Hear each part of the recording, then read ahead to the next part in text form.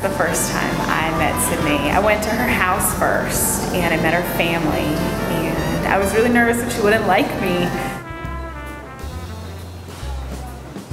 I guess we kind of got to know each other a little bit there, and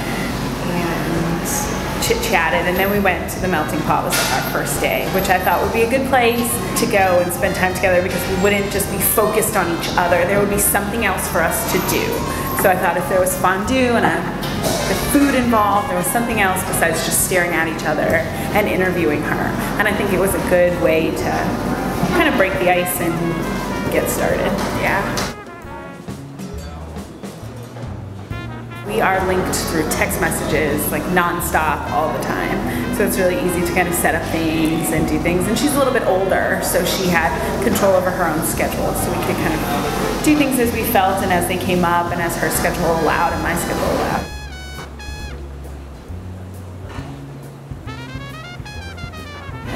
We went to a Kenny Chesney concert. She took me to that for my birthday. I love that. That was really fun. It was awesome.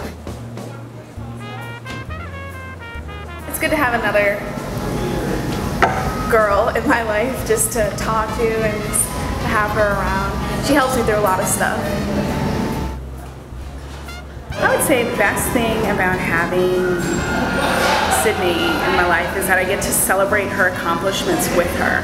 And I think that that's something that I really enjoy, and I enjoy being a part of, and I enjoy being her cheerleader and encouraging her to do things, and then watching her succeed, and then even like surpass my expectations, and even watching her surpass her own. And I think that's one of my favorite parts about this, and being a part of her life.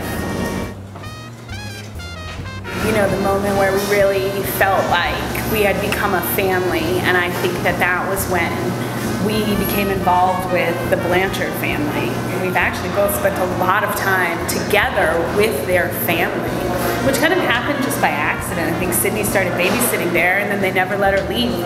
So she lived with them for weeks in the summer, and we'd hang out there, and I think that that's definitely made us even more, yeah, it definitely has, bonded. My stepmom Tina has really been like the main factor for this whole thing, just because she was the one who thought that I really needed a big sister, and I think it's really great of her to just, I don't know, to think of me like that. I would say that being a big brother, or a big sister, just a big in general, is a very worthwhile experience. I think you learn a lot about yourself.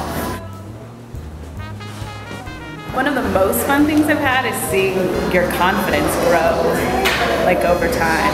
So I remember when you were afraid to try out for the softball team in middle school, and she was like really nervous about tryouts, and I was losing sleep over it. I was so nervous for her. And then just the change in her from the beginning of being so nervous at the tryouts, and then I would say she scored the first run of the season, which I'll never forget. And then by like halfway through the season, we were standing on third base, like menacing the pitcher. Like just to watch her become like, just become such an active part of that team and such a leader, from someone who was so afraid in the beginning to like step into those shoes and really dominate on the field and be so well liked by her teammates. And I think that was just absolutely great, and I will never forget you standing on third base just tormenting that pitcher. It was great. That was one of my favorite moments.